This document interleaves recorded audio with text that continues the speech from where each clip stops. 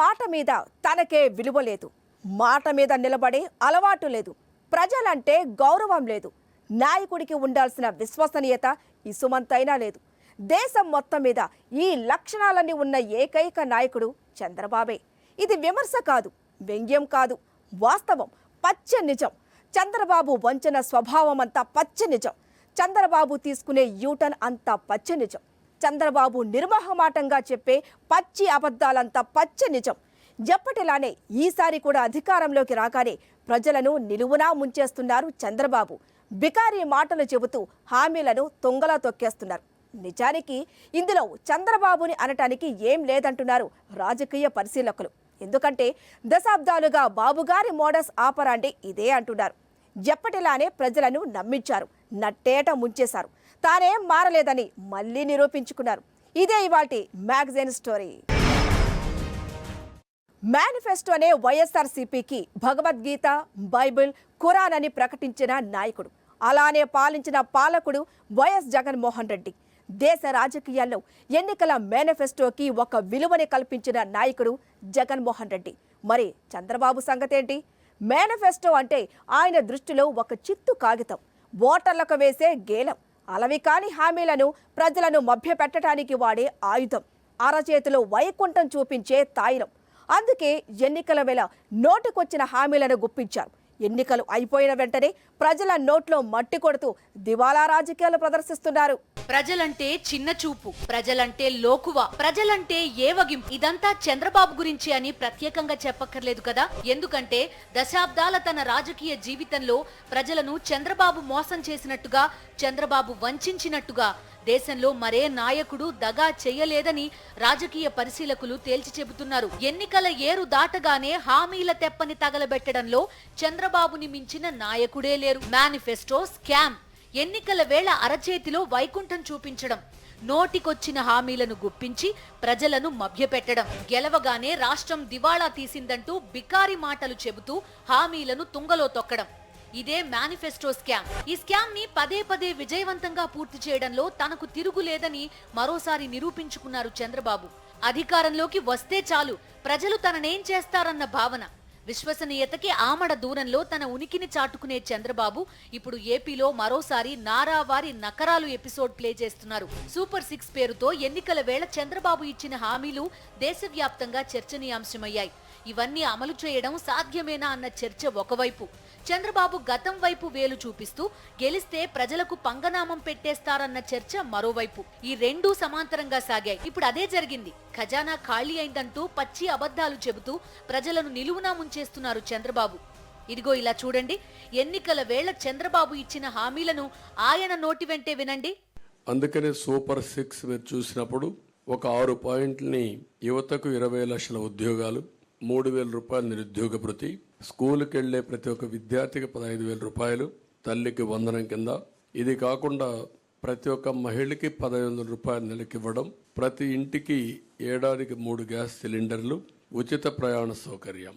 దీనివల్ల మొబిలిటీ మహిళల్లో ఎక్కువ ఉంటుంది. అందుకే ఈ కార్యక్రమం తీసుకొచ్చాం. విన్నారుగా ఎంత స్పష్టంగా సూపర్ 6 ని చంద్రబాబు ప్రకటించారో. ఒక జాతీయ పార్టీ, 2 ప్రాంతీయ పార్టీలు కలిసి ఈ మేనిఫెస్టోని సూపర్ 6 ని రూపొందించామని చంద్రబాబు చెప్పారు. ప్రతి విద్యార్థికి 15,000 రూపాయలు, 19 ఏళ్లు దాటిన ప్రతి మహిళకి నెలకు 1,500, ప్రతి నెల 3,000 రూపాయల నిరుద్యోగ భృతి, ఇలా హామీల వర్షం కురిపించారు. కానీ గెలిచిన తర్వాత ఎవరూ ఊహించనంత వేగంగా కేవలం నెల రోజుల వ్యవధిలోనే చంద్రబాబు యూటర్న్ తీసుకున్నారు. ప్రజలు చీకొడతారన్న భయం లేకుండా, మాట మీద నిలబడని రాజకీయ నాయకుడిగా చరిత్రలో నిలిచిపోతానన్న ఆందోళన లేకుండా, మాట మీద నిలబడే అలవాటు లేని నాయకుడు అనగానే తన పేరే గుర్తుకొస్తుందన్న కంగారు లేకుండా ప్రజలను నిలువునా ముంచేశారు. మీరందరూ ఓట్లేశారు గాని మీకెన్నో హామీలు ఇచ్చాను చేయాలి, కానీ ఖజానా ఖాళీగా కనపడస్తా ఉంది, ఏమీ లేదు అక్కడ. కానీ ఖజానా ఖాళీగా కనపడస్తా ఉంది, ఏమీ లేదు అక్కడ. విన్నారుగా, ఖజానా ఖాళీ. ఇది పచ్చి అబద్ధం. కానీ హామీలను తొంగలో తొక్కే వేళ, ప్రజలను వంచే వేళ దశాబ్దాలుగా చంద్రబాబు మోడస్ ఆపరేండి ఇదే. దివాళా రాజకీయాలు చేస్తూ హామీల విషయంలో యూటర్న్ తీసుకుంటారు. అందుకోసం పెద్ద స్కెచ్చే వేశారు.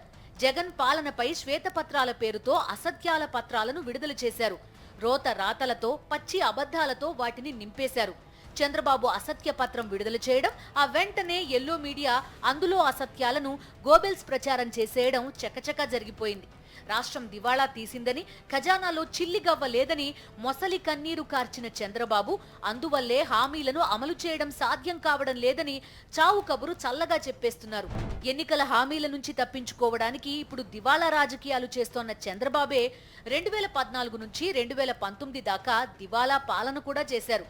ఆ 5 ఏళ్లు ఆయన పరిపాలించిన తీరుతో ఏపీ దివాళా అంచుల దాకా వెళ్ళింది.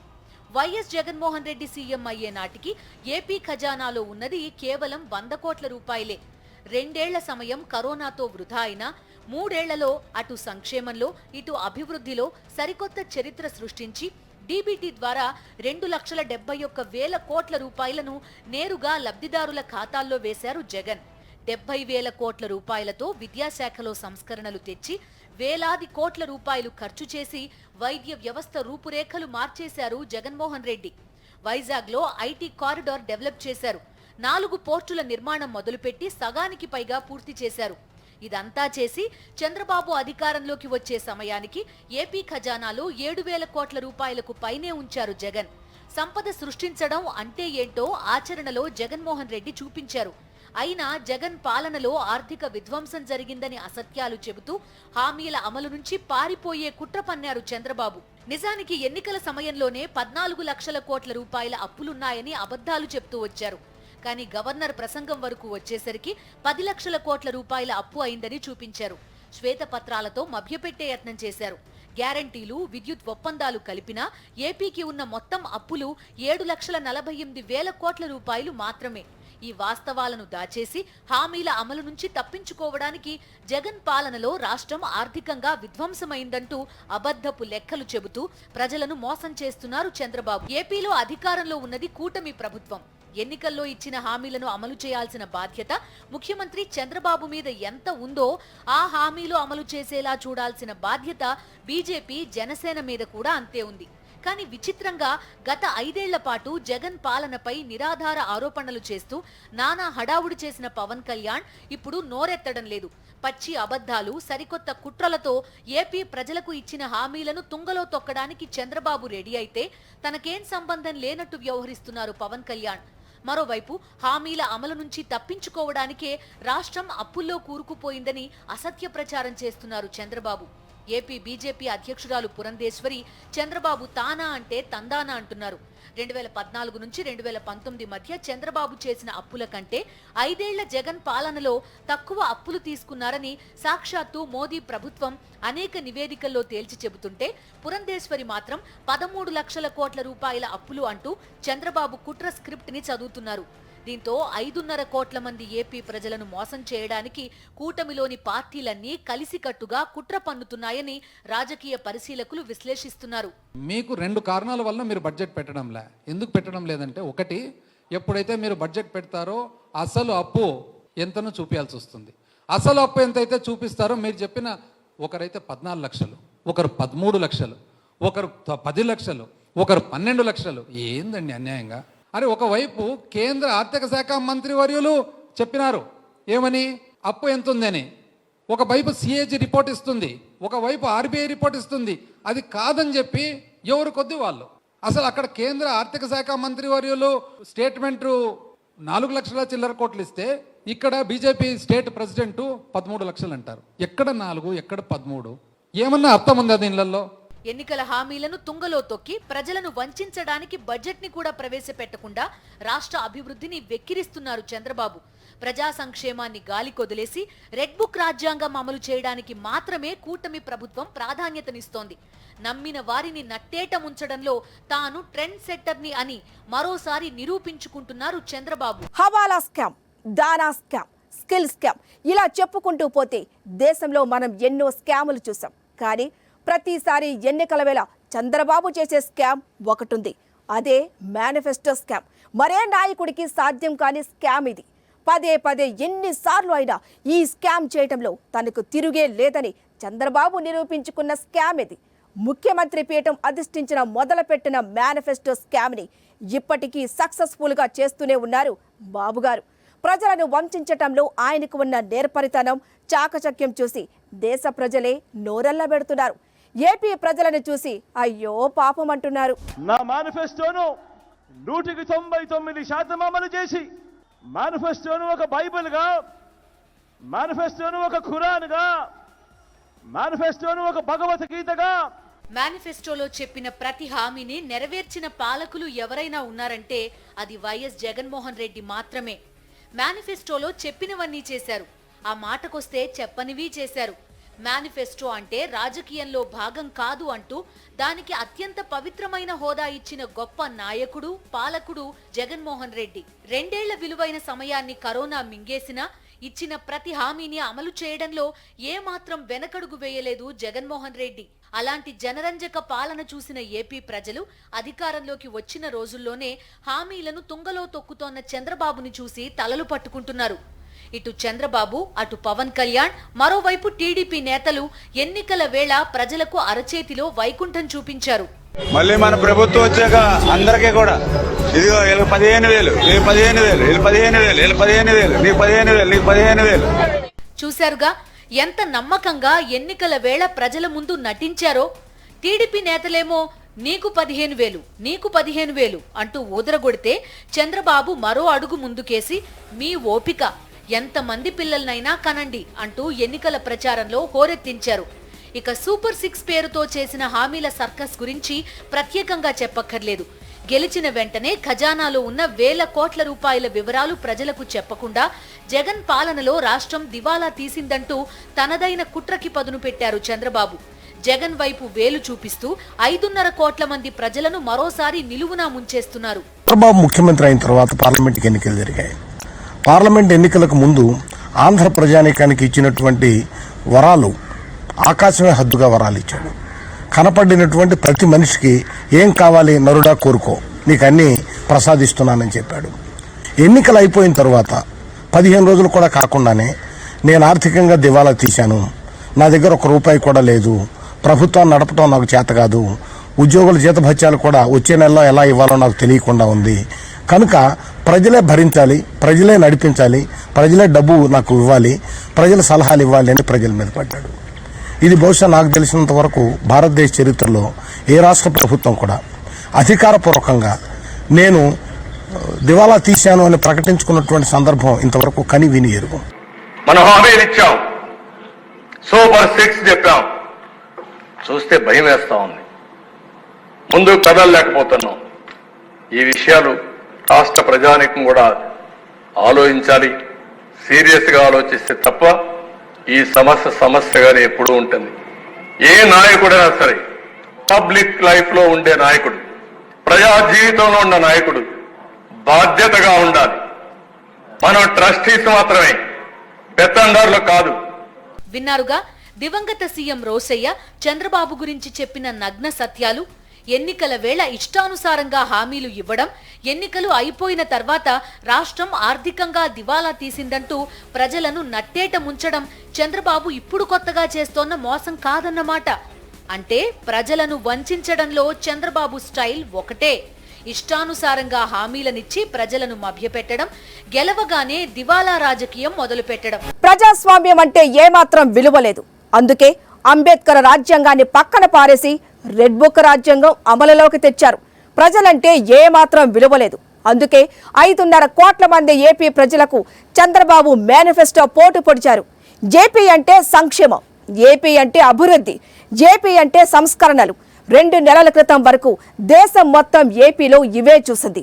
ఏపీ గురించి ఇలానే మాట్లాడుకుంది. కానీ ఇప్పుడు మొత్తం మారిపోయింది. ఒకవైపు టీడీపీ గుండాలు చేస్తోన్న హత్యాకాండ, మరోవైపు నమ్మిన ప్రజలను నట్టేట ముంచుతూ ఏలిన వారు ప్రదర్శిస్తున్న వంచన రాజకీయం. విధ్వంసం, దాడులు, హత్యలు, హత్యాయత్నాలు, అత్యాచారాలు. ఇప్పుడు ఏపీలో జరుగుతోంది ఇదే. ఒకవైపు రెడ్ బుక్ రాజ్యాంగం అండతో టీడీపీ గూండాలు చెలరేగిపోతున్నారు. మరోవైపు ఎన్నికల హామీలకు నీళ్లొదిలేసి ప్రజలను ముంచడానికి చంద్రబాబు కుట్రల మీద కుట్రలు పన్నుతున్నారు. ఎన్నికల వేళ ఇచ్చిన హామీలను అమలు చేయకుండా ప్రజలను మోసం చేయడంతోనే ఆగడం లేదు. జగన్ పాలనలో అమల్లో ఉన్న పథకాల విషయంలో ప్రజలకు పంగనామం పెట్టడానికి కూటమి ప్రభుత్వం తహతహలాడిపోతోంది. తల్లికి వందనం ఎలాగూ అమలు చేయడం లేదు. కనీసం జగన్ పాలనలో ప్రవేశపెట్టిన అమ్మ ఒడి అయినా అమలు చేస్తారా అంటే అదీ లేదు. ఖజానాలో వేల కోట్ల రూపాయలు ఉన్నా బికారి మాటలు చెబుతూ ఎన్నికల హామీలను ఎగవేయడం మాత్రమే కాదు, చివరకు ఆరోగ్యశ్రీని కూడా అటకెక్కించడానికి స్కెచ్ గీస్తున్నారు చంద్రబాబు అండ్ కో. అందులో భాగంగా కేంద్ర సహాయ మంత్రి పెమ్మసాని చంద్రశేఖర్ ఆరోగ్యశ్రీకి డబ్బులు లేవు, ఆస్పత్రులకు బిల్లులు రావడం లేదట, రోగులకు చికిత్సలు అందని పరిస్థితి ఉందట. ప్రజలు వైద్యం కోసం ఆయుష్మాన్ భారత్ కార్డును వెంటబెట్టుకుని ఆస్పత్రులకు వెళ్లాలని, ఈ పథకాన్ని ప్రజలు వినియోగించుకోవాలని సెలవిచ్చారు. ఆరోగ్యశ్రీ పరిమితిని జగన్మోహన్ రెడ్డి 25 లక్షల రూపాయలు చేశారు. ఇప్పుడు 5.5 కోట్ల మంది ఏపీ ప్రజలు 25 లక్షల రూపాయల ఆరోగ్యశ్రీ పథకాన్ని కాదని 5 లక్షల రూపాయల మేర హెల్త్ కవరేజ్ ఉండే ఆయుష్మాన్ పథకాన్ని వినియోగించుకోవాలని చంద్రబాబు మాటని తన నోట సెలవిచ్చారు కేంద్ర సహాయ మంత్రి పెమ్మసాని. 2014లో రాజధాని కూడా లేని స్థితిలో కొత్త రాష్ట్రంగా ఏపీ తన ప్రయాణం మొదలుపెట్టింది. అలాంటి రాష్ట్రంలో రైతు రుణమాఫీ చేయడం అసాధ్యం. అందుకే ఆ హామీ ఇస్తే ఖచ్చితంగా గెలుస్తామని వైఎస్ఆర్సీపీ నాయకులు చెప్పినా ప్రజలను మోసం చేసి అధికారంలోకి రావడం సరికాదంటూ రైతు రుణమాఫీ హామీ ఇవ్వలేదు జగన్మోహన్ రెడ్డి. చంద్రబాబు మాత్రం వ్యవసాయ రుణాలన్నింటినీ బేషరతుగా మాఫీ చేస్తానన్నారు. గెలిచిన తర్వాత అన్నదాతలను ముంచేశారు. 2014లో గెలవగానే వ్యవసాయ రుణాల మాఫీలో కోతలకు కోటయ్య కమిటీ ఏర్పాటు చేశారు.